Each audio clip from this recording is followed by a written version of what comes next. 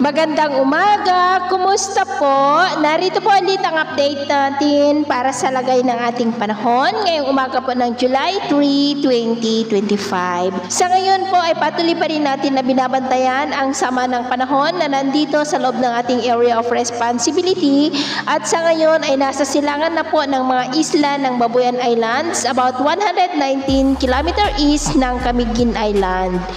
Ngayong araw po ay nagbabanta na baybayin niya ang mga isla ng Babuyan Islands at posibleng tatama po dyan sa may Camiguin Island mamayang tanghali at muling kikilos pakanluran bahagyang pasubsob. At sa weekend, unti-unti na naman yan na lalakas na magpapalakas lalo ng habagat.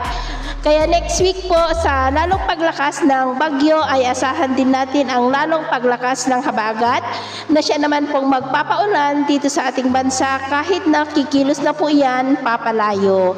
At ito naman ay pinapakita ng forecast model na ating ginagamit hanggang po sa susunod na 2 linggo ay posible pa rin po ang pamumuo ng mga sama ng panahon dyan po sa may northeast ng ating bansa na patuloy po na magpapalakas ng habagat. At sa lagay ng ating panahon, ngayong madaling araw ay may mga pag-uulan na sa ilang bahagi ng extreme northern Luzon, Cagayan, Apayao, Ilocos Norte, northern part ng Isabela, ilang bahagi ng central Luzon, lalo na sa western section, Metro Manila, Rizal, Cavite, Occidental Mindoro, northern Palawan, Legazpi, Masbate, Leyte, Dinagat Island, Butuan, Zamboanga Peninsula at Sulu Archipelago.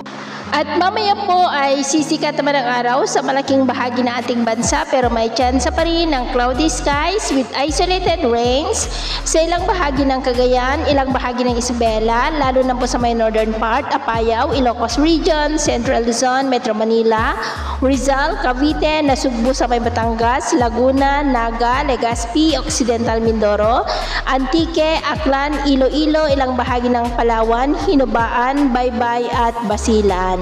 At mamayang hapon, mas maraming lugar ulit ang makakaranas ng mas maulap na kalangitan with isolated rains, lalo na po sa malaking bahagi ng Luzon, ilang bahagi lamang ng Visayas at Mindanao. Kaya kung lalabas tayo sa ating mga tahanan, ugaliin po natin lagi ang magdala ng kahit anong panangga natin sa init ng araw at proteksyon na rin po sa mga biglaang buhos ng ulan.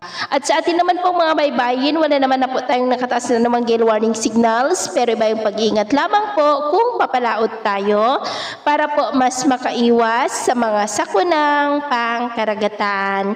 So ito na ang latest update natin sa araw na ito. Ako po muli si James na nagsasabing sa kahit anong pagsubok po na darating sa ating buhay, huwag po tayong mawawalan ng pag-asa. Thank you and God bless!